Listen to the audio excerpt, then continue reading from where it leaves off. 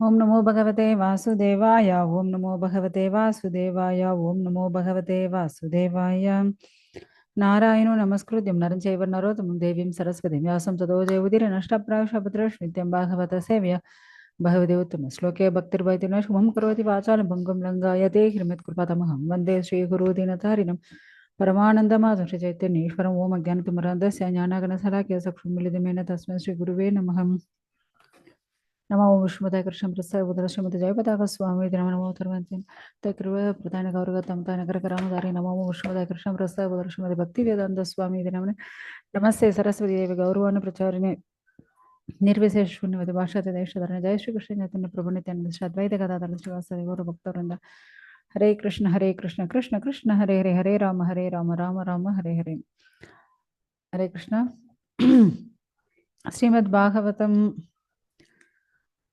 9th canto 4th chapter. Okay, so ಈ 4th chapter ಏನು ಅಂದ್ರೆ ದುರ್ವಾಸರು ಅಂಬರೀಷರ್ಗೂ ಏನು ಕೊರತೆ ಮಾಡಿದ್ದಾರೆ, ಏನು ಕುಟ್ರ ಮಾಡಿದ್ದಾರೆ, ಯಾಕಂದ್ರೆ ಅಪರಾಧ ಮಾಡಿಬಿಡ್ತಾರೆ ಅವರು ದುರ್ವಾಸರು. ಸೊ ಏನು ಅಪರಾಧ ಮಾಡಿದ್ದಾರೆ ನಾವು ಈ ಅಧ್ಯಾಯದಲ್ಲಿ ನೋಡಕ್ಕಾಗುತ್ತೆ. ಪೂರ್ತಿ ಈ ಅಧ್ಯಾಯದಲ್ಲಿ 71 ಶ್ಲೋಕಗಳಿದೆ. ಇಲ್ಲಿ ಬಂದು ನಾಭಾಗ, ಸೊ ಫಸ್ಟ್ 3 ಶ್ಲೋಕಗಳು, ಆಮೇಲೆ ಅಂಬರೀಷರು ಏಕಾದಶಿ ಫಾಲೋ ಮಾಡೋದು, ಆಮೇಲೆ ದುರ್ವಾಸರು ಏನೇನ್ ಮಾಡಿದ್ದಾರೆ, ಏನ್ ಅಪರಾಧ ಮಾಡಿದ್ದಾರೆ, ಆಮೇಲೆ ದುರ್ವಾಸರು ರಕ್ಷಣೆ ಮಾಡಕ್ಕೋಸ್ಕರ ಬ್ರಹ್ಮ ಶಿವ ವಿಷ್ಣು ಹತ್ರ ಎಲ್ಲ ಓಡಾಡ್ತಾರೆ. ಸೊ ಲಾಸ್ಟು ಭಗವಂತ ಭಕ್ತರುಗಳು ಎಷ್ಟು ಶ್ರೇಷ್ಠನೋ ಅವಾಗ ಅವ್ರಿಗೆ ಹೇಳೋದು. ಸೊ ಅದ್ರ ಬಗ್ಗೆ ನಾವು ಈ ಅಧ್ಯಾಯದಲ್ಲಿ ನೋಡಬೇಕು. ಸೊ ನಾವು ಆಲ್ರೆಡಿ ನೋಡಿದೇವಲ್ಲ, ವೈವಸ್ವತಮನು ಅವರು ಮಗವೇ ಯಾರು? ನಾಭಾಗ.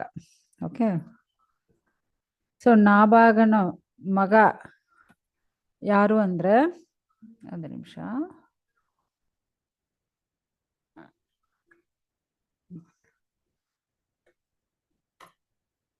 ಓಕೆ, ನಭಗನ ಮಗ ನಾಭಾಗನು.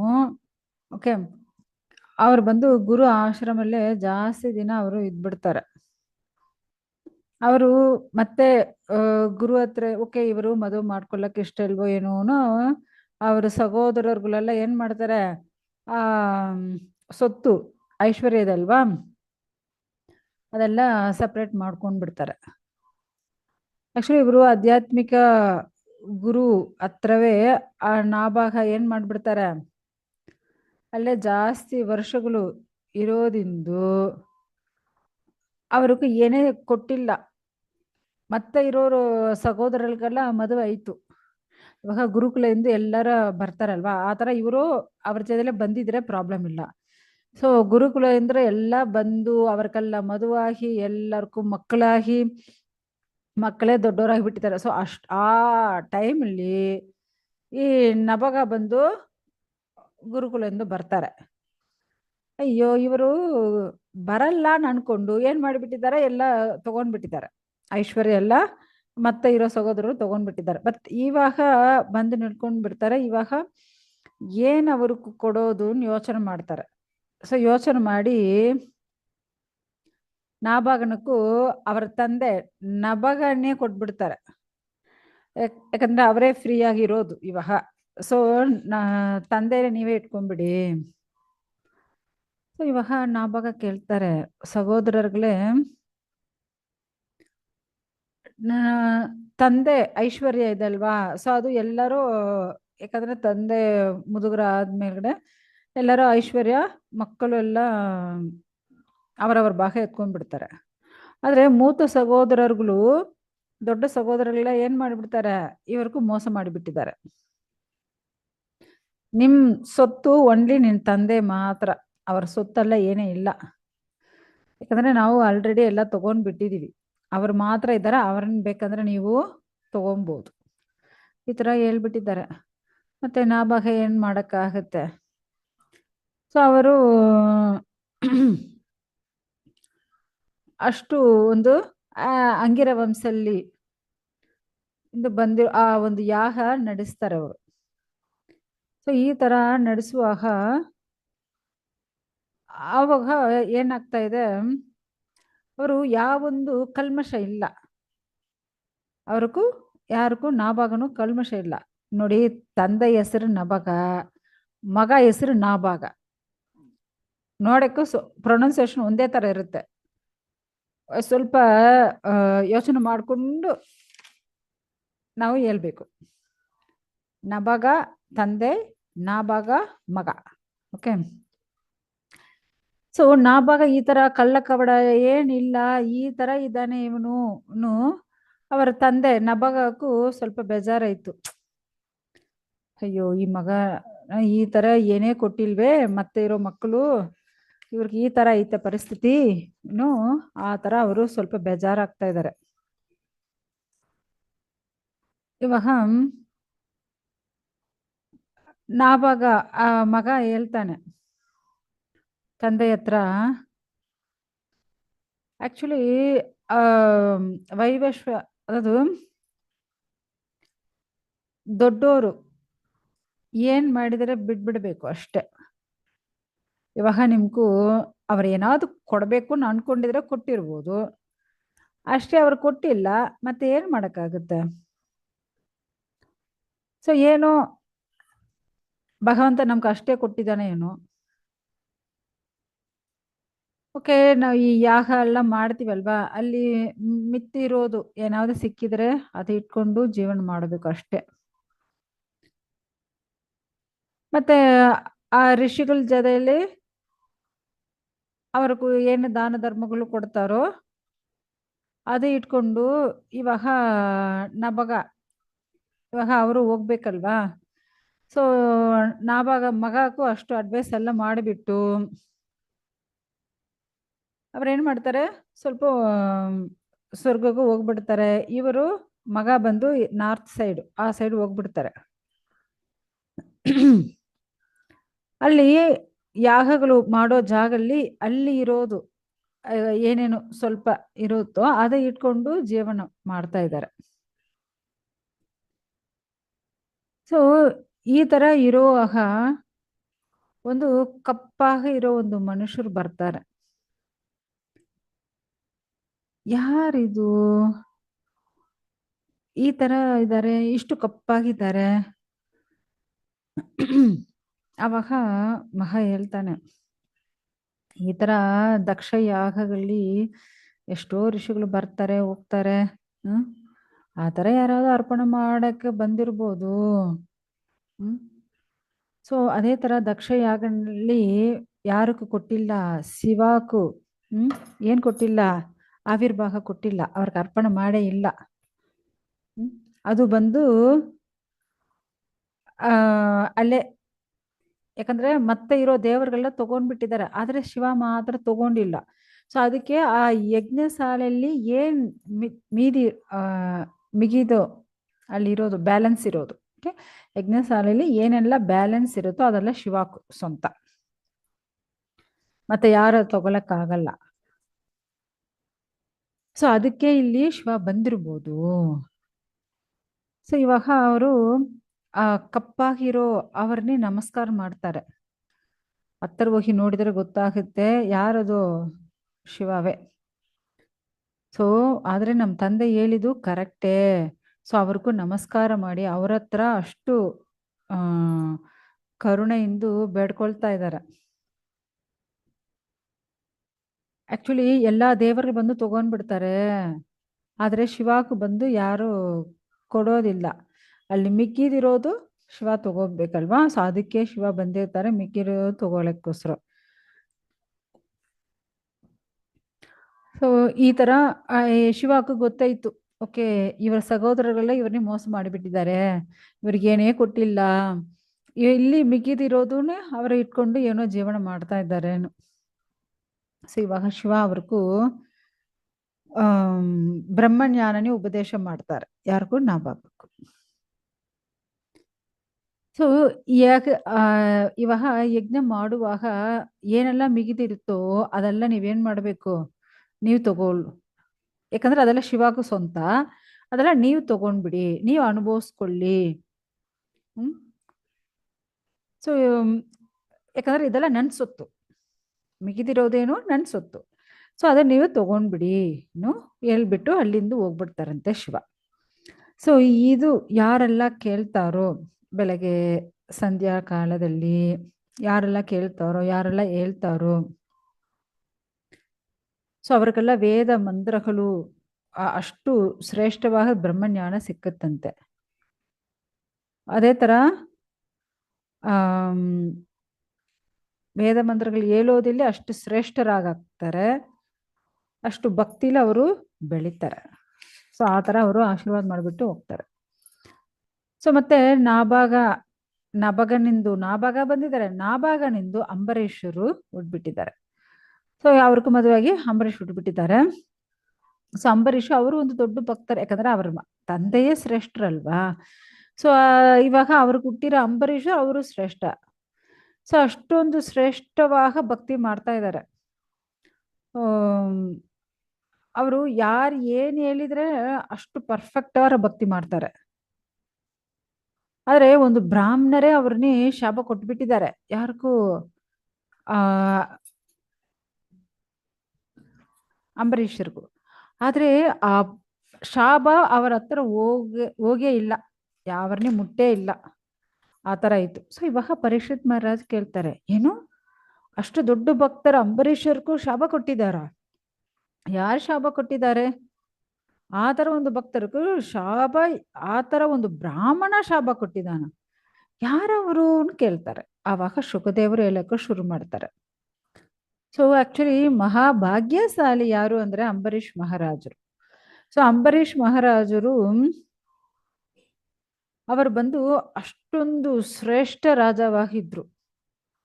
ಸೊ ಇವರ ರಾಜ್ಯ ಅಷ್ಟು ಚೇಂಬರವಾಗಿತ್ತು, ಇದು ಇಲ್ಲ ಅಂತ ಹೇಳಕ್ಕಾಗಲ್ಲ. ಸೊ ಆ ತರ ಎಲ್ಲಾ ಒಳಗಳು ಪೂರ್ಣವಾಗಿತ್ತಂತೆ. ಸೊ ಅನ್ಲಿಮಿಟೆಡ್ ಆ ತರ ಐಶ್ವರ್ಯಗಳು ಇತ್ತಂತೆ. ಅವರು ಈ ಪೂರ್ತಿ 7 ದ್ವೀಪಗಳನ್ನೇ ಅವರೇ ರಾಜ್ಯ ಪರಿಪಾಲನೆ ಮಾಡಿದ್ದಾರೆ. ಅಂಬರೀಷ್ ಮಹಾರಾಜರು ಅಷ್ಟು ಶ್ರದ್ಧೆಯಿಂದ ಅವರು ಭಕ್ತಿ ಮಾಡೋದಿಂದು ಅಷ್ಟು ಐಶ್ವರ್ಯ ಅವ್ರಿಗೆ ಸಿಕ್ಕಿದೆ. ಯಾಕಂದ್ರೆ ಅವರು ಕನಸಲ್ಲಿ ಭಗವಂತನ್ನೇ ಬರ್ತಾರಂತೆ. ಆಕ್ಚುಲಿ ಭಗವಂತನೇ ಬಂದು ಈ ತರ ನಿಮ್ಗೆ ಸಕಲ ಐಶ್ವರ್ಯಗಳು ಸಿಕ್ಕದನ್ನ ಆಶೀರ್ವಾದ ಎಲ್ಲ ಮಾಡ್ಬಿಟ್ಟು ಹೋಗ್ತಾರೆ. ಅದೇ ತರ ಯಾಕಂದ್ರೆ ಒಂದು ಭಕ್ತರು ಅಂದ್ರೆ ಅವರು ಶುದ್ಧ ಸದ್ವಲ್ಲೇ ಇರ್ತಾರೆ. ಅದೇ ತಮೋಗುಣದಲ್ಲಿ ಯಾರಾದಿದ್ರೆ ಅವರು ಅಷ್ಟೇ ನಾಶ, ಅವ್ರಿಗೂ ಭಕ್ತಿಯು ಬರಲ್ಲ. ಸೊ ಒಬ್ರು ಭಕ್ತರಾಗಬೇಕಂದ್ರೆ ಖಂಡಿತ ಅವರು ಶುದ್ಧ ಸದ್ವ ಗುಣಲ್ಲಿ ಇರಬೇಕು. ಆವಾಗ ಅವ್ರಿಗೂ ಈ ಭೌತಿಕ ಅಟ್ಯಾಚ್ಮೆಂಟು ಈ ಅಜ್ಞಾನಲ್ಲಿ ಇರಲ್ಲ. ಅಷ್ಟೊಂದು ಶ್ರೇಷ್ಠರಾಗ ಅವರು ಇರ್ತಾರೆ. ಆಕ್ಚುಲಿ ಅವರು ಆ ದೇವೋತ್ತಮ ಪರಮ ಪುರುಷನು ಭಕ್ತರಾಗಿ ಬಿಟ್ಟಿದಾರಂತೆ, ಯಾರು? ಅಂಬರೀಷ್ ಮಹಾರಾಜರು. ಸೊ ಆ ಭಕ್ತರಾಗಿರೋದಿಂದು ಅವರು ಭಗವಂತನ ನೆನೆಸ್ಕೊಂಡು ಆ ತರ ಭಗವಂತನಕ್ಕೋಸ್ಕರವೇ ಸೇವೆ ಮಾಡ್ತಾ ಇರ್ತಾರೆ. ಯಾವ ತರ ಅಂದ್ರೆ ಈ ಅಂಬರೀಷರು ಯಾವಾಗ ಅವರ ಹೃದಯನ್ನೇ ಭಗವಂತನ್ನೇ ಮುಳುಗಿರ್ತಾರಂತೆ.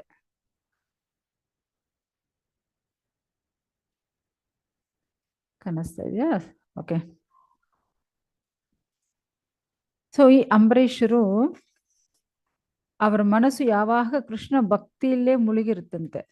ಆ ಭಗವಂತನ ಕಮಲದ ಹೂ ತರ ಇರೋ ಆ ಪಾದನ್ನೇ ಧ್ಯಾನ ಮಾಡ್ತಾ ಇದ್ದಾರಂತೆ. ಸೊ ಅವರು ಮಾತಾಡೋ ಮಾತು ಭಗವಂತನ ಬಗ್ಗೆನೇ ಅವರು ಹೊಗಳಿ ಹೇಳ್ತಾ ಇದ್ದಾರಂತೆ. ಅವರು ಕೈಗಳು ಭಗವಂತನ ಆಲಯಗಳು, ದೇವಸ್ಥಾನಗಳನ್ನ ಶುದ್ಧಪಡಿಸುತ್ತಂತೆ. ಅವರ ಕಿವಿಗಳು ಯಾವಾಗ ಕೃಷ್ಣ ಬಗೆ ಕೇಳಿಸ್ತಾ ಇದೆ ಅಂತೆ. ಸೊ ಅವರು ಬಾಯಿ ಯಾವಾಗ ಕೃಷ್ಣನ ನಾಮ ಜಪ ಮಾಡಿಸ್ತಾ ಇದೆ ಅಂತೆ. ಸೊ ಅವರ ಕಣ್ಣು ಯಾವಾಗ ಕೃಷ್ಣ ವಿಗ್ರಹನ್ನೇ ನೋಡ್ತಾ ಇದೆ ಅಂತೆ. ಅವ್ರು ಯಾವಾಗ ದೇವಸ್ಥಾನಲ್ಲಿ, ವೃಂದಾವನಲ್ಲಿ, ಮಥುರಾ ಈ ತರ ಜಾಗಕ್ಕೂ ಹೋಗೋದೇ ಅವ್ರಿಗೆ ಇಷ್ಟ ಆಗುತ್ತಂತೆ. ಸೊ ಅವರು ಸ್ಪರ್ಶ ಯಾವಾಗ ಭಕ್ತರುಗಳ ಜೊತೆಯಲ್ಲೇ ಅವರು ಇದ್ದು ಸತ್ಸಂಗಲ್ಲೇ ಇದ್ದಾರಂತೆ. ಅವರು ಸ್ಮೆಲ್ ಮಾಡೋದು. ಯಾವಾಗ ಭಗವಂತನ ಆ ಕಮಲದೂತರ ಇರೋ ಆ ಪಾದಲ್ಲಿರೋ ಆ ತುಳಸಿನೇ ಅವ್ರು ಬಂದು ಸ್ಮೆಲ್ ಮಾಡ್ತಾರಂತೆ. ಅದೇ ತರ ಅವ್ರ ನಾಲಿಕೆ ಅದು ಬಂದು ಭಗವಂತನ ಪ್ರಸಾದ ತಿನ್ನಕ್ಕೆ ಅವ್ರು ಬಂದು ಯೂಸ್ ಮಾಡ್ತಾರಂತೆ. ಅವ್ರ ಕಾಲ್ಗಳು ಯಾವಾಗ ಪುಣ್ಯ ಸ್ಥಳಗಳಿಗೂ ಹೋಗಕ್ಕೆ, ಆ ಭಗವಂತನ ದೇವಸ್ಥಾನಗಳಿಗೆ ಹೋಗಕ್ಕೆ ಅವ್ರು ಬಂದು ಯೂಸ್ ಮಾಡ್ತಾರಂತೆ.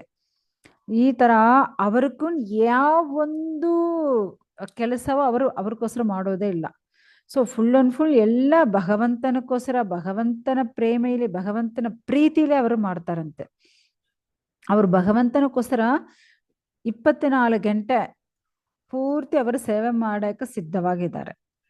ಸೊ ಅಂಬರೀಷ್ ಮಹಾರಾಜು ಅವರು ಇಂದ್ರಿಯಗಳು ಎಲ್ಲ ಯಾವಾಗ ಭಗವಂತನೇ ನೆನೆಸ್ಕೊಳ್ತಾ ಇರುತ್ತಂತೆ.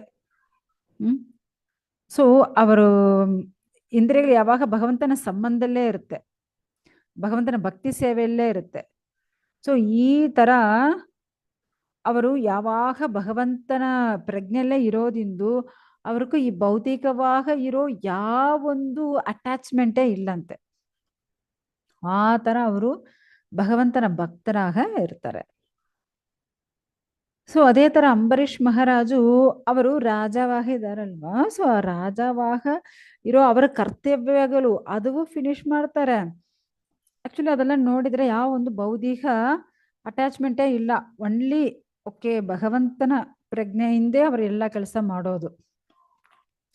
ಭಗವಂತನ ಮೇಲ್ಗಡೆ ಅಷ್ಟೊಂದು ನಂಬಿಕೆ ವಿಶ್ವಾಸ ಇಟ್ಕೊಂಡ್ ಬಿಡ್ತಾರೆ ಇವರು.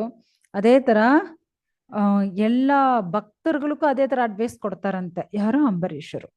ಅದೇ ತರ ಬ್ರಾಹ್ಮಣರುಗಳು ಏನು ಇವ್ರಿಗೂ ಆಜ್ಞೆ ಕೊಡ್ತಾರೋ, ಅಡ್ವೈಸ್ ಕೊಡ್ತಾರೋ ಅದು ಅಷ್ಟು ಶ್ರದ್ಧೆಯಿಂದ ಅವರು ತಗೊಂಡು ಅದನ್ನೇ ಫಾಲೋ ಮಾಡ್ತಾರಂತೆ ಅವರು.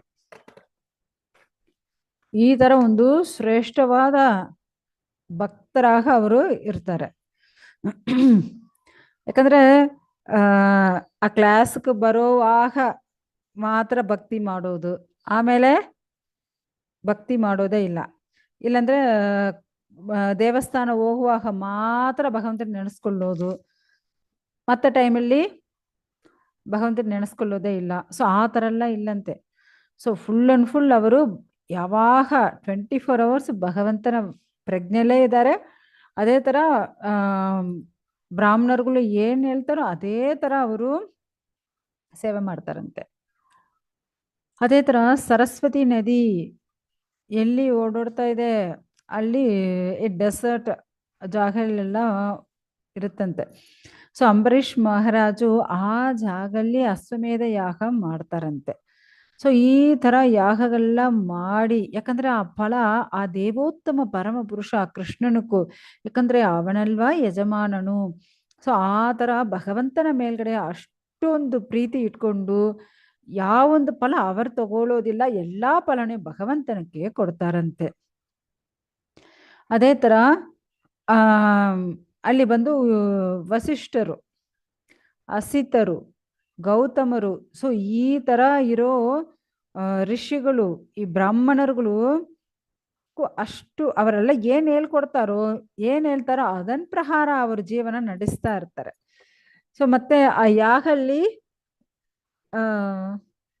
ಏನೆಲ್ಲ ಅವ್ರು ಈ ತರ ಮಾಡಬೇಕು, ಆ ತರ ಮಾಡಬೇಕು, ಈ ಯಜ್ಞ ಮಾಡಬೇಕು, ಸೊ ಏನೆಲ್ಲ ಹೇಳ್ಕೊಡ್ತಾರೋ ಅದೇ ತರ ಅವರು ಮಾಡ್ಕೊಳ್ತಾ ಇದಾರಂತೆ. So no doubt. So 24 hours ಅವರು ಈ ತರವೇ ಅವರು ಭಕ್ತಿ ಮಾಡ್ತಾ ಇದ್ದಾರೆ. ಸೊ ಆಕ್ಚುಲಿ ಇವರು ಯಾಕೆ ಆ ತರ ಡೆಸರ್ಟ್ ಜಾಗದಲ್ಲಿ ಹೋಗಿ ಯಜ್ಞ ಮಾಡ್ತಾರೆ ಅಂದ್ರೆ, ಯಾಕಂದ್ರೆ ಎಲ್ಲಿ ಯಜ್ಞ ಮಾಡ್ತಾರೋ ಆ ಜಾಗದಲ್ಲಿ ಮಳೆ ಬರುತ್ತೆ ಅಲ್ವಾ. ಸೊ ಆ ಜಾಗದಲ್ಲೆಲ್ಲ ಮಳೆ ಬರುತ್ತೆ, ಮತ್ತೆ ಅಲ್ಲಿ ಏನಾದ್ರು ಧಾನ್ಯಗಳು ಉತ್ಪತ್ತಿ ಮಾಡ್ಬೋದಲ್ವಾ. ಸೊ ಅದಕ್ಕೆ ಆ ಥರ ಎಲ್ಲ ಆ ಜಾಗದಲ್ಲಿರೋ ಮೃಗಗಳು, ಆ ಜಾಗದಲ್ಲಿರೋ ಮನುಷ್ಯರು ಎಲ್ಲರೂ ಚೆನ್ನಾಗಿರ್ಬೇಕಲ್ವಾ. ಸೊ ಅದಕ್ಕೆ ಅವರು ಎಲ್ಲಾ ಜಾಗದಲ್ಲಿ ಅವರು ಈ ತರ ಯಜ್ಞಗಳು ಮಾಡ್ತಾ ಇದ್ದಾರಂತೆ. ಯಾರು? ಅಂಬರೀಷರು. ಸೊ ಈ ತರ ಅಂಬರೀಷ ಮಹಾರಾಜು ಅದಾவது ಏನು ಯಾಗ ಮಾಡಕ್ಕೆ ಜಾಸ್ತಿ ಬ್ರೋಗಿದ್ರನ್ನೆಲ್ಲ ಕರೆದಿದ್ದಾರೆ. ಸೊ ಇವಾಗ ನಾರ್ಮಲ್ ಆಗಿ ನೀವು ನೋಡಿದ್ರೆ ಏನು ಹೋದ, ಉದ್ಗಾದ, ಬ್ರಹ್ಮ, ಅಧ್ವರ್ಯು. ಸೊ 4 ವೇದಗಳು ಓದಿರೋ 4 ಬ್ರಾಹ್ಮಣರುಗಳು ಬರ್ತಾರೆ. ಆ ಯಾಗಗಳು ಪರ್ಫೆಕ್ಟ್ ಆಗಿ ನಡೀತಾ ಇದೆಯಾ, ಸೊ ಅದು ಏನೇನು ಸಮಿತಿಗಳು ಬೇಕು, ಮತ್ತೆ ಅದು ಏನೇನು ರೂಲ್ಸ್ ಪ್ರಕಾರ ಎದು ಫಸ್ಟ್ ಆಗ್ಬೇಕು, ಎದು ಸೆಕೆಂಡ್ ಮಾಡಬೇಕು, ಸೊ ಈ ತರ ಎಲ್ಲ ಪರ್ಫೆಕ್ಟ್ ಆಗ ಮಾಡ್ತಾರಂತೆ ಅವರು ಆ ಬ್ರಾಹ್ಮಣರುಗಳು. ಸೊ ಅವರೆಲ್ಲ ಅಷ್ಟು ಏನು ರೂಲ್ಸ್ ಅಂದ್ರೆ rules, so it's don't break the rules. So ಆ ತರ ಪರ್ಫೆಕ್ಟ್ ಆಗಿ ಮಾಡ್ತಾ ಇದ್ದಾರೆ. ಅದೇ ತರ ಅಂಬರೀಷ್ ಮಹಾರಾಜ ಯಜ್ಞ ಯಾವ ತರ ಪರ್ಫೆಕ್ಟ್ ಆಗಿದೆ, ಅದೇ ತರ ಅಂಬರೀಷ್ ಮಹಾರಾಜನ ರಾಜ್ಯಲ್ಲಿ ಇರೋ ಪ್ರಜೆಗಳು ಅವರು ಅಷ್ಟೊಂದು ಶ್ರೇಷ್ಠರಾಗಿದ್ದಾರೆ. ಯಾಕಂದ್ರೆ ರಾಜ ಏನ್ ಹೇಳ್ತಾರೋ ಅದು ಪರ್ಫೆಕ್ಟ್ ಆಗಿ ಅವರು ಫಾಲೋ ಮಾಡ್ತಾರಂತೆ. ಅದೇ ತರ ಭಗವಂತನ ಬಗ್ಗೆ ಕೇಳಕ್ಕೆ, ಭಗವಂತನ ಬಗ್ಗೆ ಮತ್ತವರು ಕೇಳಕ್ಕೆ ಅವ್ರಿಗೆಲ್ಲ ಅಷ್ಟು ಟ್ರೈನಿಂಗ್ ಕೊಟ್ಟಿರುತ್ತಾರಂತೆ. ಸೊ ಮುಖ್ಯವಾಗ ಇಲ್ಲಿ ಬಂದು ದೇವರುಗಳಿಗೆ ಆಸೆ ಬಂದ್ಬಿಡುತ್ತಂತೆ, ವಾವ್ ಇಲ್ಲಿರೋರೆಲ್ಲ ಎಷ್ಟು ಚೆನ್ನಾಗ ಭಗವಂತನ ಬಗ್ಗೆ ಹೊಗಳಿ ಮಾತಾಡ್ತಾರೆ. ಸೊ ಇವರೆಲ್ಲ ನಮ್ ಲೋಕಕ್ಕೆ ಎಲ್ಲಿ ಸ್ವರ್ಗಕ್ಕೆ ಕರ್ಕೊಂಡು ಹೋಗಿದ್ರೆ ಅಲ್ಲಿ ಇಟ್ಕೊಂಡು ನಾವು ಇವ್ರ ಭಗವಂತನ ಬಗ್ಗೆ ಕೇಳ್ಬೋದಲ್ವಾ, ಆ ತರ ಆಗ್ಬಿಟ್ಟಿದೆ ಅಂತೆ. ಇಲ್ಲಿರೋ ನಾರ್ಮಲ್ ಪ್ರಜೆಗಳು ಅಷ್ಟೊಂದು ಶ್ರೇಷ್ಠವಾಗ ಭಗವಂತನ ಬಗ್ಗೆ ನಾಮ ರೂಪ ಗುಣ ಲೀಲೆಗಳ ಬಗ್ಗೆ ಅಷ್ಟು ಚೆನ್ನಾಗಿ ಹೇಳ್ತಾರಂತೆ. ಎಲ್ಲರೂ ಭಕ್ತರು. ಇವಾಗ ರಾಜ ಯಾವ ತರ ಇದ್ದಾರೋ ಪ್ರಜಾವು ಅದೇ ತರ ಇರ್ತಾರೆ ಅಲ್ವಾ. ಸೊ ಇಲ್ಲಿ ಅಂಬರೀಷರು ಅಷ್ಟೊಂದು ಶ್ರೇಷ್ಠ ರಾಜವಾಗಿದ್ದಾರೆ. ಅವರು ಸಾಕ್ಷಾತ್ ಆ ಕೃಷ್ಣ ನಾರಾಯಣನಕ್ಕೂ ವಾಸುದೇವ ಕೃಷ್ಣನಕ್ಕೂ ಈಕ್ವಲ್ ಯಾರೇ ಇಲ್ಲ. ಅವರಿಂದು ದೊಡ್ಡೋರು ಯಾರಿಲ್ಲ, ಅವ್ರಿಗೆ ಈಕ್ವಲ್ ಯಾರಲ್ಲ. ಸೊ ಎಲ್ಲರಿಂದ ಶ್ರೇಷ್ಠ ಈ ಸಾಕ್ಷಾತ್ ಭಗವಂತನೇ. ಸೊ ಆ ತರ ಯಾರ್ಗೆ ಈ ಬೌದ್ಧಿಕ ಅಟ್ಯಾಚ್ಮೆಂಟೇ ಇಲ್ಲ, ಎಲ್ಲ ಭಗವಂತನ ಪ್ರೀತಿಲೇ ಇರ್ತಾರೆ. ಯಾರು ರಾಜಾವು ಅದೇ ತರ ಇದ್ದಾರೆ, ಪ್ರಜಾಗಳು ಅದೇ ತರ ಇರ್ತಾರಂತೆ. ಸೊ ಈ ತರ ಭಗವಂತನ ಭಕ್ತಿ ಸೇವೆ ಮಾಡಕ್ಕೆ ಎಲ್ಲರೂ ಮುಳುಗಿರುತ್ತಾರಂತೆ. ದೊಡ್ಡ ದೊಡ್ಡ ಯೋಗಿಗಳಾಗಲಿ ಸಿದ್ಧರುಗಳಾಗಲಿ ಎಲ್ಲರೂ, ಯಾಕಂದ್ರೆ ಈ ಅಷ್ಟಾಂಗ ಯೋಗ ಎಲ್ಲ ಮಾಡ್ತಾರಲ್ವಾ, ಆತರ ಅಷ್ಟಾಂಗ ಯೋಗ ಮಾಡುವಾಗ ಅವ್ರಿಗೆ ಸಿಕ್ಕೋದು ಏನು, ಅಷ್ಟಮ ಸಿದ್ಧಿಗಳು ಸಿಕ್ಕುತ್ತೆ. ಆದ್ರೆ ಈ ಯೋಗಿಗಳೆಲ್ಲ ಅಷ್ಟಮ ಸಿದ್ಧಿಗಳು ಬೇಕಾಗಿಲ್ಲ. ಯಾಕಂದ್ರೆ ಅವರು ಭಕ್ತರಾಗಿದ್ದು ಭಗವಂತನ ಲೋಕಕ್ಕೆ ಹೋಗಕ್ಕೆ ಕೆಲವರು ಇಂಟ್ರೆಸ್ಟ್ ಆಗಿರ್ತಾರೆ. ಈ ತರ ಸಿದ್ಧಿಗಳೆಲ್ಲ ಯೂಸ್ ಮಾಡಿ ಅದು ಇಟ್ಕೊಂಡು ಏನ್ ಮಾಡೋದು, ಈ ಅನಿಮ ಲಗಿಮ ಪ್ರಾಪ್ತಿ, ಸೊ ಈ ತರ ಲೈಫು, ಯಾಕಂದ್ರೆ ಅದು ಪೂರ್ತಿ ನಮ್ನಿ ಈ ಭೌತಿಕ ಲೋಕಲ್ಲೇ ಸಿಕ್ಕಾಕೊಂಡ್ಬಿಡುತ್ತೆ, ನಮ್ನಿ ಉದ್ಧಾರ ಮಾಡೋದಿಲ್ಲ. ಅದು ಉದ್ಧಾರ ಮಾಡಿಲ್ಲ ಅಂದ್ರೆ ಯಾವ ತರ ಇರುತ್ತೆ ಜೀವನ. ಸೊ ಈ ಭೌತಿಕ ಲೋಕಲ್ಲ ಎಷ್ಟು ದಿನ ಇರಕ್ಕಾಗುತ್ತೆ, ಆಗಲ್ಲ ಅಲ್ವಾ. ಯಾಕಂದ್ರೆ ಇವರ ಪ್ರಜೆಗಳೆಲ್ಲ ಅಷ್ಟು ಒಂದು ದೊಡ್ಡ ಯೋಗಿಗಳ ತರ ಆಗಿಬಿಟ್ಟಿದ್ದಾರೆ ಎಲ್ಲರೂ. ಸೊ ಇವರು ಯೋಗಿಗಳ ತರ ಇರೋದಿಂದು ಅಷ್ಟಮ ಸಿದ್ಧಿಗಳು ಸಿಕ್ಕಿಬಿಟ್ಟಿದಂತೆ. ಸೊ ಅಷ್ಟಮ ಯಾಕಂದ್ರೆ ಅಷ್ಟಮ ಸಿದ್ಧಿಗಳು ಇಟ್ಕೊಂಡಿದ್ರೆ ಅವ್ರ ರೂಪ ಬದಲಾಗ್ಬೋದು, ಚಿಕ್ಕ ರೂಪ ಮಾಡಬಹುದು, ಅಣಿಮ ದೊಡ್ಡ ರೂಪ ಮಾಡಬಹುದು, ಮಕಿಮ ಕರಿಮ ಅಂದ್ರೆ ಏನು ದೊಡ್ಡ ವೆಯ್ಟ್ ಭಾರ, ಅಷ್ಟು ಭಾರ ತರ ಅವ್ರ ಶರೀರ ಬದಲಾಯಿಸ್ಕೋಬಹುದು. ಮತ್ತೆ ಲಗಿಮ ಗಾಳಿ ತರ ಅಷ್ಟು ಲೇಸಾಗ ಅವ್ರ ರೂಪನ ಬದಲಾಯಿಸ್ಕೋಬಹುದು. ಪ್ರಾಪ್ತಿ ಅವ್ರ ಮನಸ್ಸಲ್ಲಿ ಏನ್ ಅನ್ಕೊಂಡ್ ಬಿಡ್ತಾರೋ ಅದು ಅವರು ಸಿಗ್ಬಿಡುತ್ತೆ ಪ್ರಾಪ್ತಿ. ಪ್ರಕಾಮ್ಯ ಅವ್ರು ಏನ್ ಇಷ್ಟಪಡ್ತಾರೋ, ಈ ರೂಪ ಬಿಟ್ಟು ಇನ್ನೊಂದು ರೂಪ, ಆ ರೂಪ ಬಿಟ್ಟು ಮತ್ತೊಂದು ರೂಪ, ಆ ತರ ರೂಪ ಬದಲಾಗ್ಬೋದು. ಓಕೆ, ಪ್ರಕಾಮ್ಯ. ಈಶತ್ವ ಅಂದ್ರೆ ಏನು, ಈ ತರ ಬ್ರಹ್ಮ ಮತ್ತೆ ಇರೋ ದೇವರುಗಳು ಅವ್ರನ್ನೆಲ್ಲ ಆಟಿಸ್ಬೋದಂತೆ. ಇವರು ಏನ್ ಹೇಳ್ತಾರೋ ಅದು ಪ್ರಕಾರ ಅವರೆಲ್ಲ ನಡ್ಸ್ಕೊಂಡ್ಬಿಡ್ತಾರೆ. ಸೊ ಆ ತರ ಈಶತ್ವಂ ಅಂತೆ. ಅದೇ ವಶಿತ್ವಂ ಅಂದ್ರೆ ಏನು ಗೊತ್ತಾ, ಅದಾವುದು ಇಲ್ಲಿ ದೇವರುಗಳು, ಮನುಷ್ಯರು, ನರಕಲೋಕದಲ್ಲಿರೋರು, ಮೃಗಗಳು, ಪಕ್ಷಿಗಳು, ಮತ್ತೆ ಪುಳು ಪೂಚಿಗಳು, ಮತ್ತೆ ಹಾವುಗಳು, ಮರಗಳು, ಗಿಡಗಳು, ಇದು ಎಲ್ಲಾನೇ ಅವರ ವಶ್ಯ ಮಾಡ್ಕೋಬೋದಂತೆ. ಅದೇ ವಶಿತ್ವ. ಸೊ ಈ ತರ ಸಿದ್ಧಿಗಳೆಲ್ಲ ಅವ್ರಿಗೆ ಸಿಕ್ಬಿಟ್ಟಿದೆ ಅಂತೆ. ಆದ್ರೆ ಅವ್ರಿಗೆಲ್ಲ ಇಷ್ಟ ಆಗಲ್ಲ.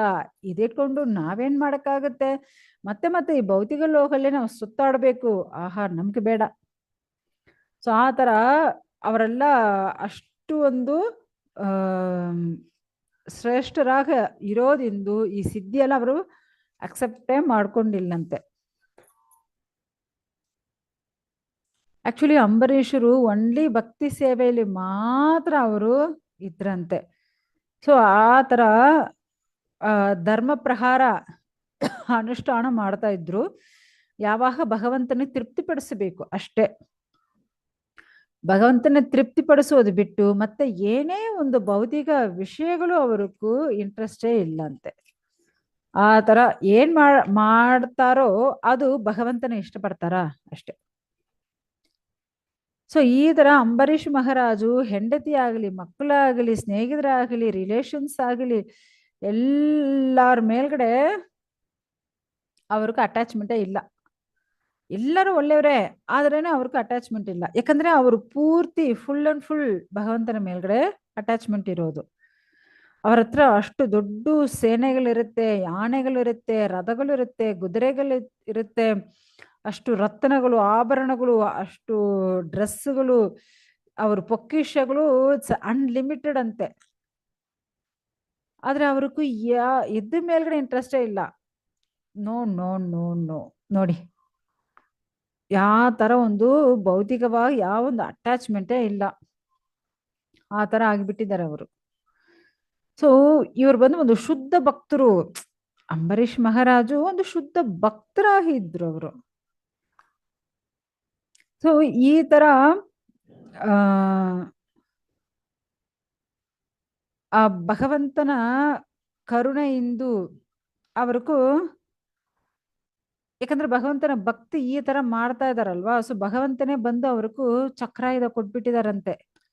ಇಂದ ಇಟ್ಕೊಂಡ್ಬಿಡು, ನಿಮ್ಗೆ ಏನಾದ್ರು ಪ್ರಾಬ್ಲಮ್ ಬಂದ್ರೆ ಅದು ನಿಮ್ನೆ ರಕ್ಷಣೆ ಮಾಡುತ್ತೆ, ಏನಾದ್ರು ನಿಮ್ಗೆ ದುಃಖ ಬಂದ್ರೆ ಅದು ನಿಮ್ನೆ ರಕ್ಷಣೆ ಮಾಡುತ್ತೆ. ಆ ತರ ಹೇಳ್ಬಿಟ್ಟು ಭಗವಂತನೇ ಅವ್ರಿಗೂ ಅವರನ್ನ ಚಕ್ರಾಯುಧ ಕೊಟ್ಬಿಟ್ಟಿದಾರಂತೆ ನೋಡಿ. ಸೊ ಈ ತರ ಎಲ್ಲ ದೇವರುಗಳಾಗ್ಲಿ, ಭಗವಂತ ಆಗ್ಲಿ, ಎಲ್ಲರಿಗೂ ಪ್ರಿಯವಾದ ಇರೋರು ಯಾರು ಅಂದ್ರೆ ಅಂಬರೀಷರು. ಅಷ್ಟೊಂದು ಶ್ರೇಷ್ಠರು. ಸೊ ಈ ತರ ಇರೋ ಅಂಬರೀಷರು ಅವರು ರಾಣಿ ಜೊತೆಯಲ್ಲಿ ಏನ್ ಮಾಡ್ತಾರೆ, ಏಕಾದಶಿ ಫಾಲೋ ಮಾಡ್ತಾರೆ. ಸೊ ಇವಾಗ ದ್ವಾದಶಿ ನೆಕ್ಸ್ಟ್ ಡೇ ಪಾಲನೆ ಮಾಡ್ಬೇಕು, ಬ್ರೇಕ್ ಮಾಡ್ಬೇಕಲ್ವಾ. ಆ ಬ್ರೇಕಿಂಗ್ ಟೈಮ್ ಇರುತ್ತೆ.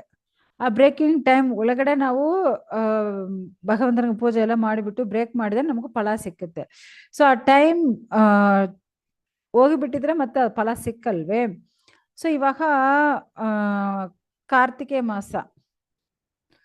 ಸೊ ಅವ್ರೇನ್ ಮಾಡ್ತಾರೆ, ಈ ತರ ಉಪವಾಸ ಇರ್ತಾರೆ. ಈ ತರ ಯಮುನಾ ನದಿಯಲ್ಲಿ ಸ್ನಾನ ಮಾಡಿಕೊಂಡು, ಸೊ ಅವ್ರು ಬಂದು ಉಪವಾಸ ಭಗವಂತನ ನಾರಾಯಣರ್ಗೋಸ್ಕರ ಆ ಹರಿ ಆ ಮಧುವನಲ್ಲಿ ಅವರು ಈ ತರ ಫಾಲೋ ಮಾಡ್ತಾ ಇದ್ದಾರೆ. ಏನ್ ಫಾಲೋ ಮಾಡ್ತಾ ಇದ್ದಾರೆ? ಏಕಾದಶಿ. ಸೊ ಈ ತರ ಇರುವಾಗ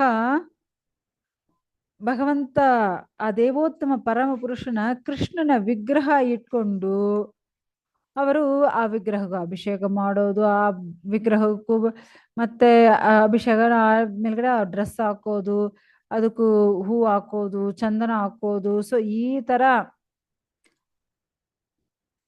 ಅವರು ಯಾವಾಗ ಭಗವಂತನಿಗೆ ಸೇವೆ ಮಾಡ್ತಾ ಇದ್ದಾರೆ. ಸೊ ಈ ತರ ಇರುವಾಗ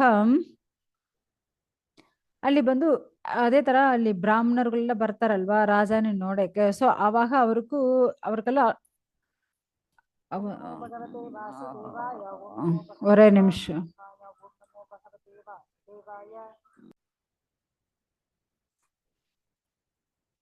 ಹರೇ ಕೃಷ್ಣ.